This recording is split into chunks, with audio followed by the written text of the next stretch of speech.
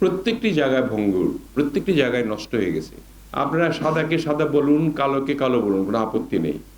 ইতিমধ্যে যারা কাজ করতে অপারগ, কাজ করতে পারবেন না, তারা সরে যাচ্ছেন।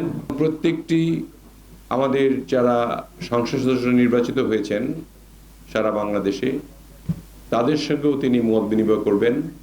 সম্ভবত মার্চের প্রথম সপ্তাহ থেকেই সকলকে তিনি নিজেই নির্দেশনা দিবেন। আমরা পূর্বে যাই থাকে না কেন, এটাকে ভুলে যেতে হবে। ভুলে গিয়ে আমরা যাতে নতুন অধ্যায়ে পা দিয়েছি এটা যাতে মনে করতে পারি। আমরা যাতে মনে করতে পারি যে আমরা একটা নতুন বাংলাদেশ পেয়েছি, যে বাংলাদেশে ফেসিবাদের আর উত্থান হবে না। সেই জন্য কিন্তু আমাদের নিজেদেরকেই একটু সংযত হয়ে শৃঙ্খলা বজায় রেখে আমরা আমাদের পার্টিসিপেশন নিজেরা সকলেই বাংলাদেশের জন্য দিতে হবে। আর এটা ওইটা না, কাপড় ধোয়ার একটাই সলিউশন, চাকা অল ইন ওয়ান। বিশেষ করে আজকে যে সাংবাদিক ভাইয়েরা সকলে আছেন, তাদের উদ্দেশ্যে আমি বলতে চাই, আপনারা সাদাকে সাদা বলুন, কালোকে কালো বলুন, কোনো আপত্তি নেই। কিন্তু ইয়োলো জার্নালিজম যাতে না হয়। এটা তো অনেক ক্ষতি হয়, দেশের এলাকার ক্ষতি হয়। আপনারা যারা জামালপুরে রয়েছেন, আপনাদের জন্য অনেক অনেক শুভেচ্ছা। আপনাদের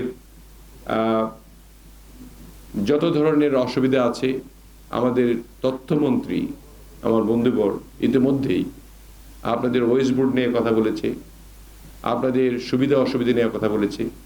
কিন্তু একটি বিষয়ে অনুরোধ, যে যাতে করে কোনো রকমের মিথ্যা সংবাদ বা সমাজে